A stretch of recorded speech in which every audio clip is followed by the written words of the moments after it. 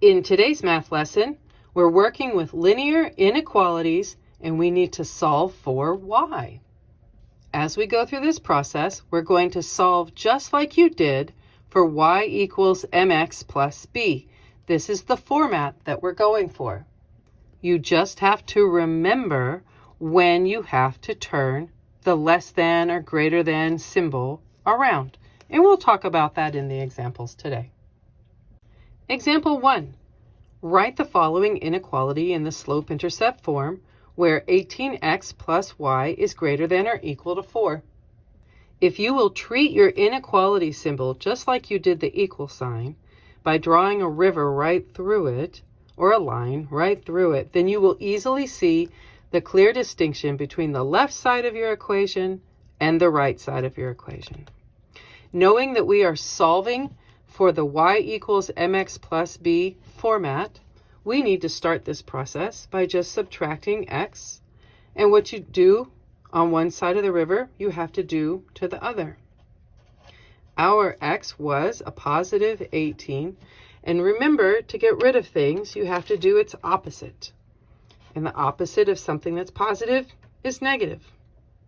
Since we got our x's to cancel out, we are able to say that y is greater than or equal to negative 18x plus the 4, since the 4 is positive in the beginning.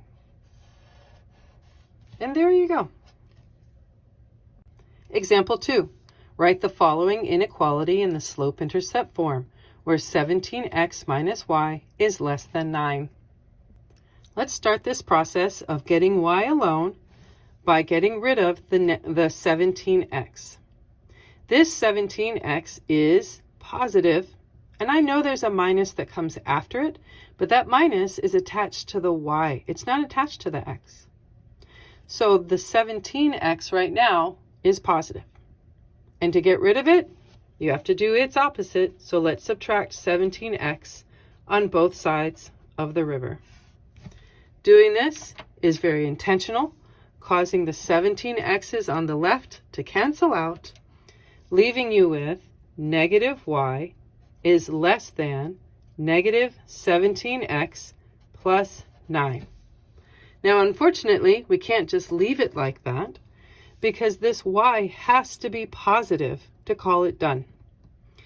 And to get this y to be positive, we have to divide by a negative 1, just like you would if this was a regular equation instead of an inequality. However, now is where we've got to remember the detail about inequalities. We learned in a previous lesson that when you divide by a negative number, you must turn the less than or greater than symbol to face the other direction. And that's exactly what we've done. We've divided by a negative 1 so that y can be positive. And as a result, this less than will now be a greater than. And negative 17 divided by negative 1 is positive 17x, with a positive 9 divided by a negative 1 being a negative 9. So y is now greater than 17x minus 9. And there you go. Example 3. We're going to write the following inequality in the slope-intercept form of 19x plus 14y is less than or equal to 10.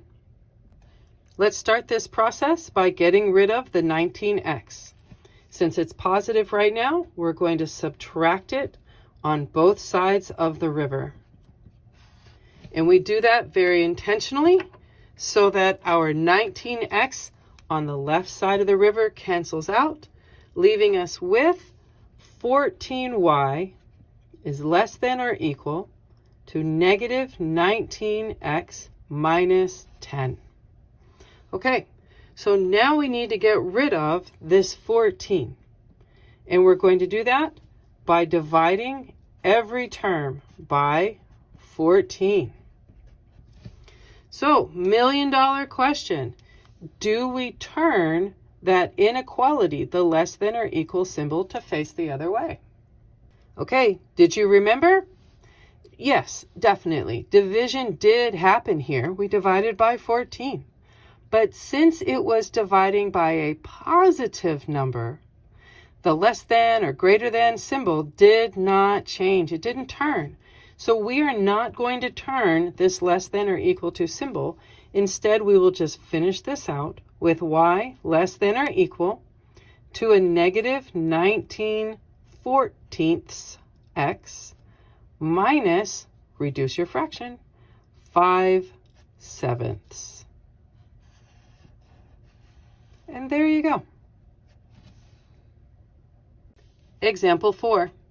We're going to write the following inequality in slope-intercept form, where 4x minus y is less than or equal to negative 19. Let's go solve for y. Okay, to get this started, we're going to get rid of the 4x. But remember, this minus is not on the 4x, it's on the y. So this 4x right now is positive. And to get rid of it, we're going to subtract 4x on both sides of the river. That's done purposefully to cause the 4x on the left to cancel out. As a result, we have negative y is less than or equal to negative 4x minus 19.